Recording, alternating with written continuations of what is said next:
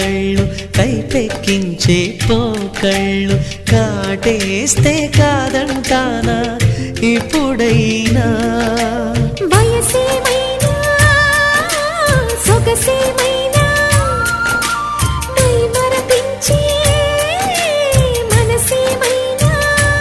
నవ్వు నవరాత్రి నీ కోసం తీసుకువస్తున్నా మైనా ఏమైనావే మన్మథ మాసం అయినా ఎంతైనా ఇది మెత్తని మోసం